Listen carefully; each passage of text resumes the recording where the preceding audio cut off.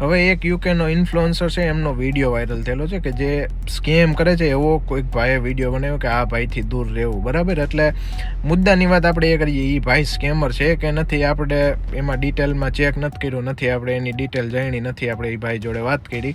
પણ હું તમને એક વાત કહું ને, તો આ બધી વસ્તુમાં COSના લે વેચમાં ન પડો ને એટલું તમારે સારું.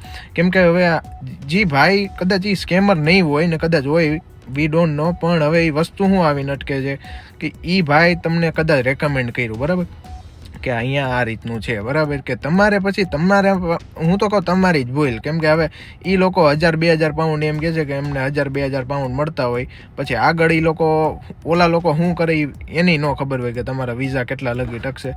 એટલે મુદ્દાની વાત એ આવીને અટકે કે ભાઈ તમારે જ્યાં લગી શ્યોરિટી પૂરેપૂરી ન હોય ને ત્યાં લગી નહીં પડવાનું, પણ બને ને ત્યાં લગી પૈસાવાળામાં નહીં પડવાનું. ફિલ્ડ જોબ ગોતવામાં ધ્યાન આપો. અને જેને પછી ઓલે પૈસાની ખંજવેર જ જાજી છે ને, એ લોકો તો પડવાના છે, એને સમજાવીને તૂટી રહું તોય. અને જેનાથી ભૂલ થઈ ગઈ છે કે ભાઈ દેતા દેવાઈ ગયા છે, ભાઈ એ ટ્રાય કરો કે આમાંથી બારા કેમ નીકળશો. બાકી આગળ વિચારવાનું બંધ કરી દેજો કે પૈસાથી લેવું હોય, નકર હલવાઈ જાઓ. આવો હજી એક સ્કેમ બાર આવ્યો છે, ઘણા બધા બારા આવશે. જો સ્કેમ એ ભાઈનો નીકળો ને તો એક હલવાય ને તો બહુ બધા પાછા બારા આવશે. હવે જો કેટલું લાંબુ જાય છે ને એની ઉપર ડિપેન્ડ કરે કે આ કેટલું બારું આવશે.